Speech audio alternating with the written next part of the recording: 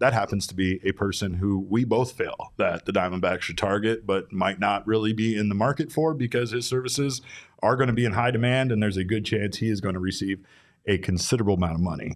That pitcher would be Jordan Montgomery, who is from the World Series champion Texas Rangers, and that made me almost throw up in my mouth a little bit. What's your deal, man? I don't know why. I don't know why. Why did I do that? Why did I do that? I don't.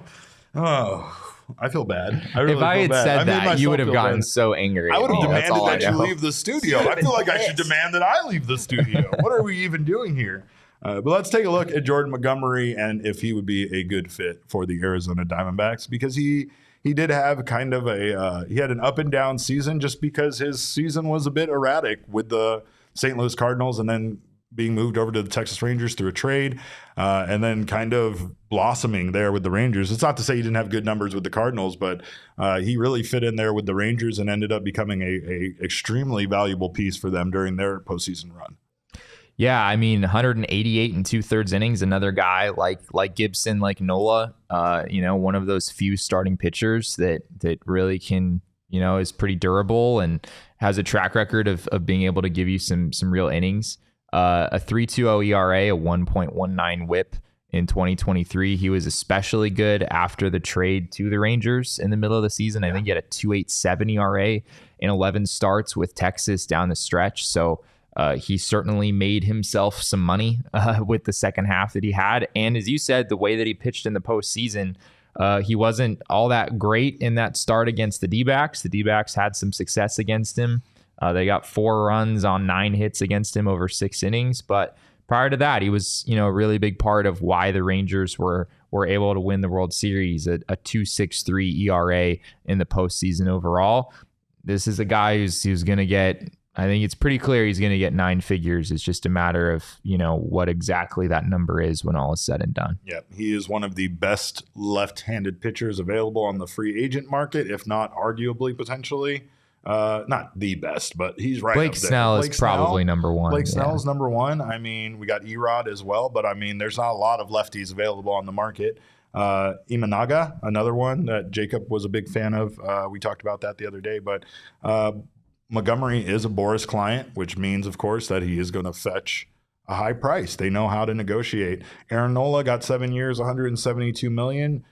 Chances are that this will be Jordan Montgomery's not final contract, right? Like final big contract. He's 31 years old, or he will turn 31 on December 27th. So he'll be 31 prior to next year. So this is absolutely one of those cases where after appearing in the World Series and after having the season that he had, this, I know for me personally as a player, this would be the year I'm looking to really get that big contract. Should we be concerned that Craig Morgan? Yeah, I don't like that. That made me. He just came in here and he took a picture of us, and then he left. And then just walks out. Wow. Like, should we drag him back in here and make him explain himself? Is that a threat? It's a fucking weird thing. Like, it puts you in an awkward position. My hands are tied. He knows I can't go over there and physically assault him right now, right? So it's a great time to take a picture of me. I'm kind of held captive here. But yeah, now I got to get I'm just going to sit here. I can't think about Jordan Montgomery because I'm just going to wonder what Craig is doing with that picture right now as we speak. But so Aaron Nola got 7 years, $172 million. Yeah. You think he'll get more? I don't know. Montgomery will not get more than Nola. Okay. I feel pretty confident about that. He just doesn't have the track record that Nola has. 5 years? I think 5 years is kind of what I'm expecting. I could maybe see 6 happening.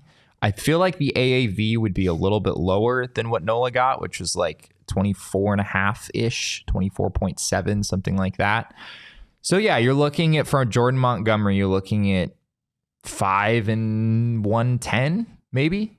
Okay. 6 and something similar, 6 and 130-ish. Yeah, I think that's probably along the lines of what you're looking at there. You think you have enough in your wallet, Derek? I'll stop by the ATM on the way home, but we can make this shit happen. 5 and 110. Yeah, no, I'm down for that. I'll pull it out of the bank right now. I'm sorry, Derek. It's million. I should have said million. $110. No, yeah, you're right. No, I don't have that cash on me or in my account, but the D-backs do. The D-backs have some money to spend. Yeah. I think Gambo on Burns and Gambo the other day said that he wouldn't be surprised if the D-backs wound up north of $150 million.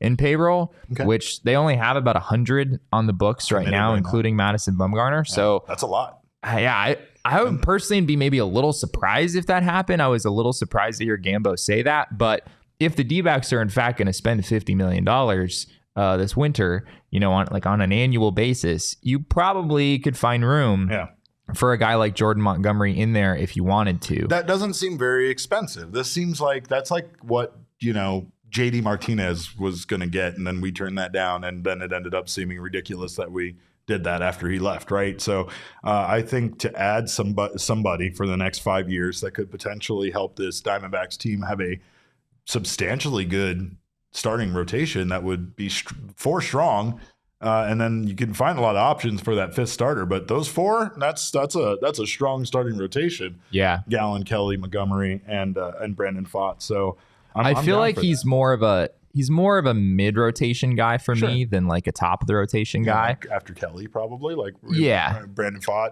He would slide in pretty well as a number 3 starter, and there's some consistency here. Like he had a 3.20 ERA this year. He had a 3.48 last year. He had a 3.83 the year before that.